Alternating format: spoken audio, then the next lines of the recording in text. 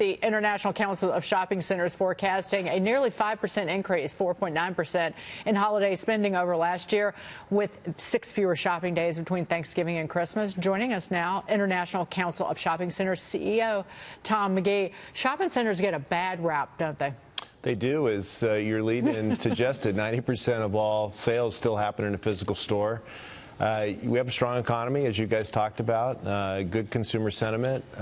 We do forecast a very strong holiday season, 4.9% increase. And shopping centers, are a place that's part of the holiday tradition. I mean, people go to obviously purchase goods. They also go to get in the holiday mood.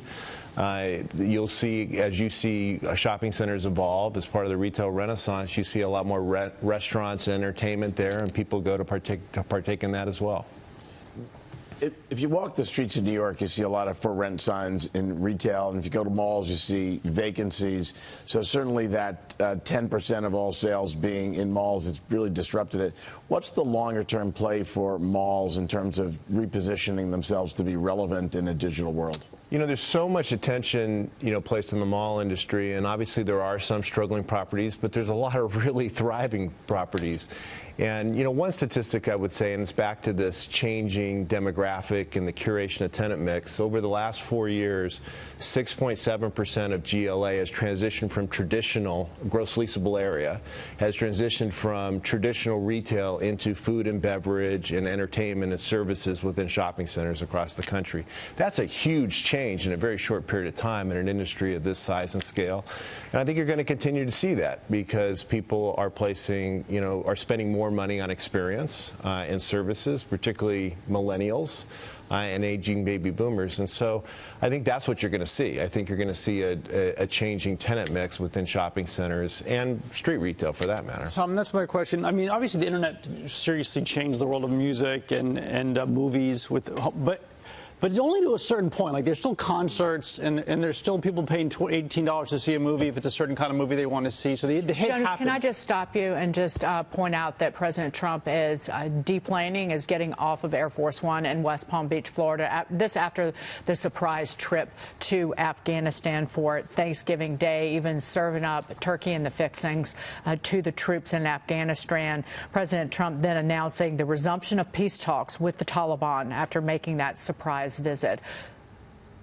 And that is Senator John Barrasso, who is with President Trump. He went with President Trump to Afghanistan. But you see, President Trump going to spend the weekend at Mar-a-Lago after this surprise visit. It means a lot to the troops there. It means a lot to anybody serving in our military, and certainly all Americans, to see the president make that kind of visit. We will be following his activities over the weekend. Meantime, Jonas, continue what you were asking Tom. I got thrown with the deplaning thing. That's what I do when I get off the Comfort Plus seats on a Delta flight. I think when the president does it, it's a little more regal than that. Well, we always have to wait for, I will say this, we always have to wait to see if President Trump stops and says anything.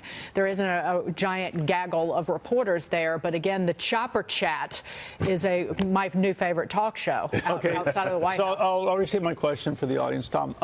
It seems like the internet already had a major impact, obviously, on music and movies, but it didn't wipe them out. I mean, people want the experience, the concert experience, seeing the Joker in a movie theater. Are we overplaying the death of retail because it is an experience? And actually, it's Amazon and those that are going to hit a wall of growth soon because there's only so much of that experience they can take away with the online sale. And is that where investors are actually missing what could possibly, this rapid growth rate of online of shopping could slow down? Yeah, I think over the last 10 years, there was a lot of investment in the digital channel because that was new. I really do believe over the course of the next decade, you're going to see significant investment in the store network. And you're going to see a tremendous amount of convergence between the physical and digital worlds. And you already start to see that, right? The retailers that are doing exceptionally well, Walmart, Target, are really aligning the physical and digital world together. And even Amazon, the world's largest digital retailer, is now investing in a store network and building out physical stores. And so I think this concept of, online versus physical, in some ways is becoming dated. I think there's only one channel that matters, and it's the consumer channel. channel, and the winning retailers are those that are going to do the best in delivering in whatever channel that consumer wants. I do believe that the store will always be the center of the shopping experience because people are social beings, and they value, as we suggested, 90% of all sales still happen in a store, and I don't think that's going to significantly change over the course of the next decade. John, you're making a face. Well, one thing, I'll just ask you this question.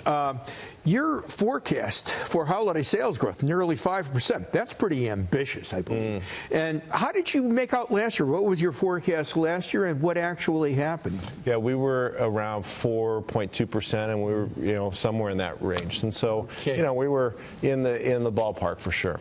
Okay, fine. Tom, good to see you. Tom McGee, thank you so much.